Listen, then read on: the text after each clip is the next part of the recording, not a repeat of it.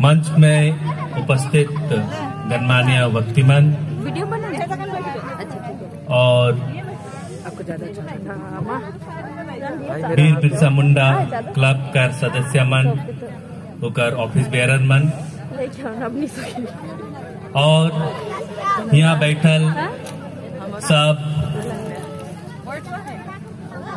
आयो आबा बहन दीदी दादा भाई बाबू मैया मन सबके वीर बिरसा मुंडा जयंती कर हार्दिक शुभकामनाएं और बधाई। ये बहुत गर्व और उल्लास कर बात है कि आज हमने चलुनी चाय बागान में भगवान वीर बिरसा मुंडा कर 145वां जन्म गांठ मना थी और साथ में जन्म गांठ मनाए कर साथ में एक तो सवाल भी हमार दिल और मन में उठो थे कि जे सपना भगवान वीर बिरसा मुंडा देख रहे हैं उस सपना का पूरा हुई है।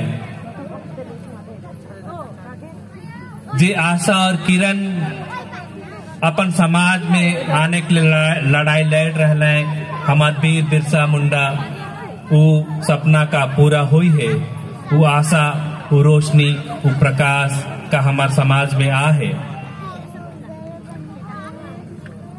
भगवान वीर बिरसा मुंडा इतना बड़का काम कर रहे हैं कि समाज उके भगवान कर उपाधि दिलक, समाज उके भगवान कहलक। हमन के भगवान कहिल, हमन उके भगवान कहिल जे हमार जिंदगी में ज्योति आनिल। हमीन उके भगवान कहिल जे हमार जिंदगी में थोड़ा आशा लेके आनिल। तो यह आशा कर नाम है भगवान वीर बिरसा मुंडा। भगवान वीर बिरसा मुंडा कर जन्म 1875 में हुई रहलक। बहुत सारा विद्वान कहन कि उकर जन्म 1872 में हुई रहलक। उकर जन्म का तिथि के लेके भी बहुत सारा चर्चा है, क्योंकि विद्वान मन दोसर तारीख बताएं, लेकिन जे मानल जाए सरकारी रूप में मानल जाए बा बहुत सारा समाज में जे मानल जाए वो 15 नवंबर 1875 उकर जन्म उलिहातू गांव आगे जे रांची जिला रहलक, एखन खूंटी जिला होल, झारखंड का खूंटी जिला में उकर जन्म उलिहातू गांव। बहुत सारा विद्वान मर उकर जन्म चलकात गांव का है।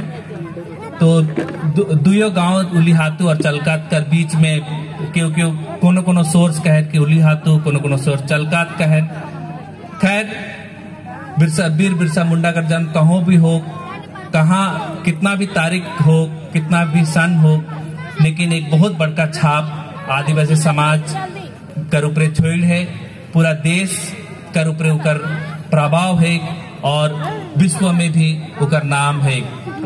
अगर उकर काम इतना बड़का है कि सिर्फ अपन देश में नहीं पूरा विश्व में भी आज भगवान वीर बिरसा मुंडा के जानेन, चिन्हें और पहचानेन और हर उल्लास के साथ उकर जयंती मनाल जाए। और विशेषकर भगवान वीर बिरसा मुंडा से युवा मन के सीखे कर बहुत कुछ है। काली वो अपन शहादत 25 साल कर उम्र में अपन शहादत दे दिलाए और युवा मन ले प्रेरणा कर स्रोत है। हमने मन सोचिल कि वो बगड़ा पढ़ल लिखल रहलक नहीं रहलक, कितना पढ़ रहलक। खाली हमने जानिन कि वीर बिरसा मुंडा खाली धोती में देखी उकर मूर्ति बा खाली तीर धनुष लेके रहन। धोती और तीर धनुष एक आदिवासी पहचान है। साथ में वीर बिरसा मुंडा एक शिक्षित व्यक्ति भी रहला है। वो अपन पढ़ाई चाहे भाषा चाईबासा में कर रहे 8वीं कक्षा तक मिडिल स्कूल तक पढ़ाई कर रहे हैं। और उस समय मिडिल स्कूल में पढ़ाई करे कर बहुत बड़का होल, तो वो एक शिक्षित व्यक्ति भी रहना है और बहुत अनुभवी व्यक्ति अपन जीवन में जे संघर्ष करना है और जे अंग्रेज जमींदार और जे शोषक वर्ग रहले उकर खिलाफ ले लड़ाई करे के ले अपने आप के बहुत तैयारी करना है। तो यदि हमने मन तैयारी करो थी अपन जीवन में, अपन पढ़ाई कर ले, कोनो लक्ष्य करो थी, उकले तैयारी करो थी। एखन चाय बगान में जे परिस्थिति है, बहुत सारा आंदोलन चलो थे।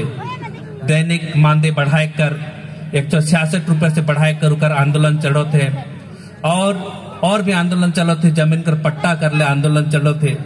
बिरसा मुंडा आज हमने मन के एक तो सवाल करो थे, हमने मन के आमंत्रित करो थे, एक चीज पूछो थे, क्या हमने मन इस संघर्ष करे के लिए तैयार रही? क्या हमने मन का अच्छी से संघर्ष करे के लिए तैयारी करो थी? बिरसा मुंडा अपन संघर्ष करे के लिए तैयारी करना है। बहुत ही विपन्न परिवार में उकर जन्म हो रहलक, बहुत ही गरीबी और दरिद्र में उकर जन्म हो रहलक। आबा कर नाम सुगना मुंडा और वो एक टूरा नियर रहलक, कभी मामा का घर में तो कभी चाचा का घर में तो कभी कोनो जान परिचय के घर में तो कभी कौन गांव में, कभी चलकट में तो कभी उली हाथू में, कभी आयुब हाथू में। तो हिया हुआ रहत रहलक और उसने वो बड़का होलक। निम्न साथ में देखलक कैसन आदिवासी समाज मनकर जमीन लुटाए जाते, कैसन आदिवासी समाज का जंगल छीन जाते, कैसन मन बेदखल हो जाते और कैसन बेगारी में जमींदार और शासक वर्ग मनकर काम करत हैं। ये देख के उनका एक बहुत बड़ा अनुभव होलक और हिया हुआ बहुत सारा गांव बस्ती घूर के बहुत सारा अनुभव ले लाए। एक समय में ऐसा भी होलक तो एक बैरागी का जीवन भी ग्रहण कर लेना है, एक सन्यासी वाला जीवन भी ले लेना है और वो जीवन काल में बहुत सारा अनुभव लेना है। हमारे वीर बिरसा मुंडा वो जड़ी बूटी कर भी काम जानत रहलक, वो जड़ी बूटी का काम भी सीख रहलक हिया हुआ से जाकर। तो बहुत आदमी मन के बहुत प्रकार से जड़ी बूटी के दवाई उवाई दे के ठीक कर लाए, उकर वजह से उकर बहुत आदमी मन उकर ऊपर विश्वास करलक और उसके पीछे लग पड़ लाए, अपन समाज कर अगुआ के रूप में उभर के अलग। उसने हमनी मन के भी, युवा मन के भी अपन समाज में अगुआ के रूप में उभर के आवे खे। वो कहलक कि तूने मन मत घबरावा, अंग्रेज मन कर गोली पानी बन जाई और वो मन कर बंदूक है उठो लकड़ी बन जाई, सूखा लकड़ी बन जाई। लेकिन ये बात बहुत ही महत्वपूर्ण है, काले के जे समाज एकदम शोषित हो जा रहा, जे मन का जंगल जमीन छीन जा रहा, मन खाए कर कोनो नहीं रहा। ये बात भगवान वीर बिरसा मुंडा कर आशा दिलक, उमन के निराशा वाला जिंदगी से बाहर निकले कर मदद करलक। उसने हमनी मन के भी अपन समाज कर अगुवाई ले। हमार समाज आदिवासी, विशेषकर आदिवासी समाज और दूसर समाज भी जे मन चाय बगान में रहत है, राजवंशी मन, नेपाली मन, वो मन भी इस चाय बगान कर परिस्थिति से जूझत है और वो मन भी निकलक चाहत है। वो मन भी चाहत है कि कैसे हमार चाय बगान कर मानदेय दैनिक मजदूरी बढ़ी, कैसे हिया हमने मन के जमीन कर पट्टा मिली, कैसे हिया हमने मन कर अस्पताल ठीक हुई, कैसे हिया हमन कर शिक्षा अच्छा हुई, कैसे हिया हमने मन के जो परिस्थिति है राशन कैसे अच्छा भेटाई। उकर ले हमने मन के सबके संघर्ष करे थे और उस संघर्ष कर हमने मन का स्रोत है भगवान वीर बिरसा मुंडा। आज हमने देखा हमार यहाँ का शिक्षा का कितना खराब स्तर है।